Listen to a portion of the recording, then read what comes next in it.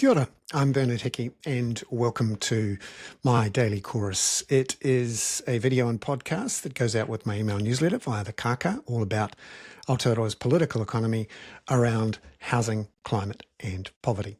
The big news in the construction sector was yesterday's announcements by Chris Pink, the Building and Construction Minister, of major changes to the building standards, in particular the new building standards, or so-called NBS, which apply to buildings assessed for their earthquake proneness or strength.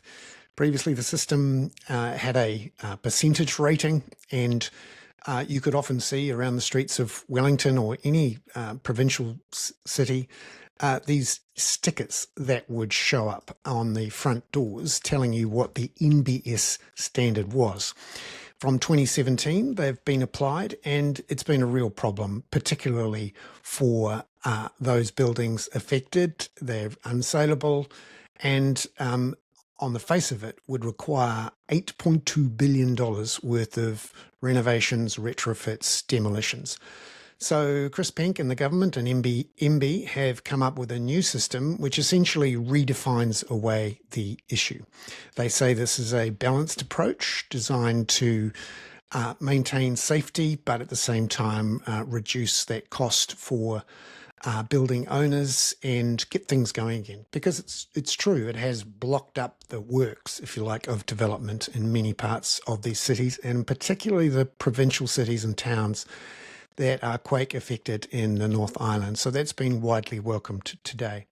News out this morning from Donald Trump. He's just Truth Socialed or tweeted or whatever you call it. He says that, quote, he's going to announce a 100% tariff on all movies made outside of the United States. He says, quote, our movie-making business has been stolen from the United States of America by other countries, just like stealing candy from a baby. An issue for us, of course, because we are one of those places that makes those movies. Combined with Australia, about $2 billion worth of movie-making costs outside of the United States in the last year. And the United Kingdom, Canada are the other two big players there. So three other members of the Five Eyes. Donald Trump doesn't seem to take a lot of notice of that "be nice to your allies" thing. Now, other news yesterday, and I need to have a really good look through the reports and research, big dump of notes and initial responses to the Reserve Bank's 2022 review of monetary policy that happens every 5 years. Paul Conway quoted in a release from the RBNZ saying, in hindsight, an earlier or more aggressive tightening in 2021 might have reduced inflation sooner, but he says that because of the Reserve Bank's mandate then, which had to take into account maximising sustainable employment, that made it difficult for the Reserve Bank. Now, obviously, that rule has been removed now in the new Reserve Bank Act, which was very quickly put in place by the new government.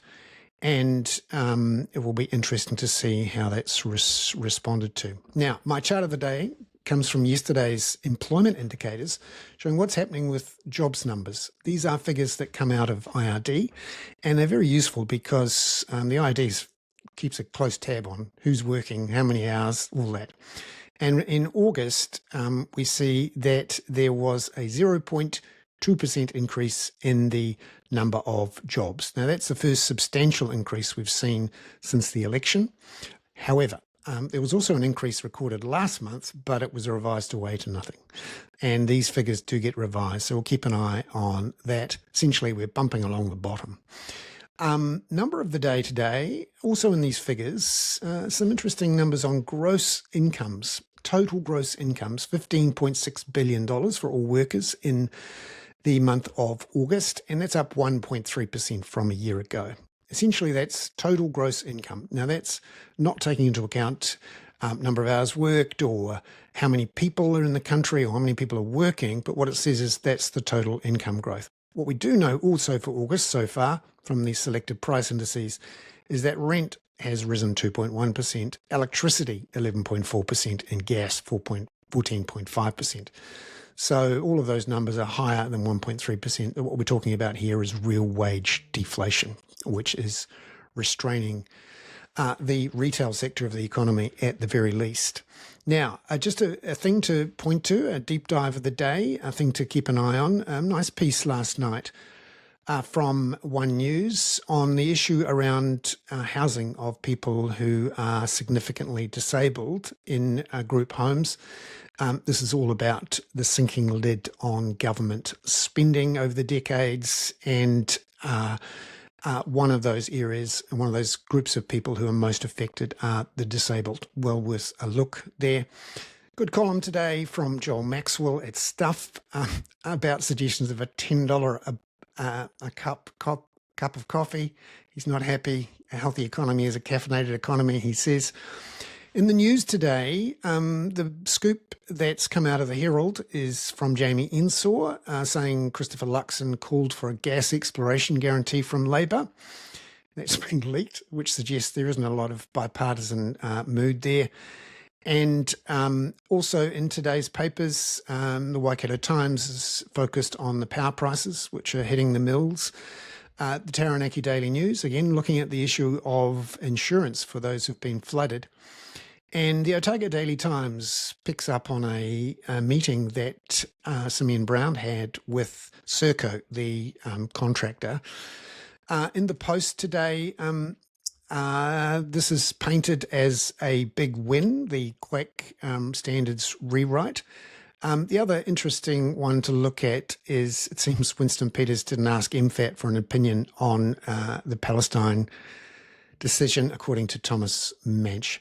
And the press, though, taking a slightly different view on the changes to the earthquake rules. Obviously, people died when those buildings collapsed in the central city. And really good deep dive too from Marina Lorenz on the issue of registration costs for migrant nurses.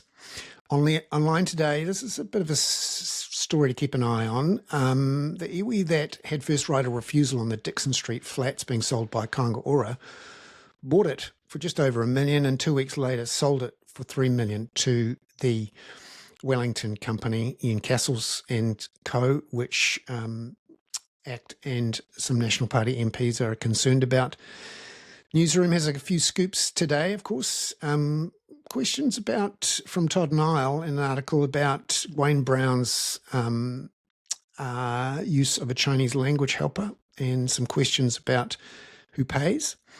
And Alexia Russell has done a good deep dive into a big report that's out today on organised crime.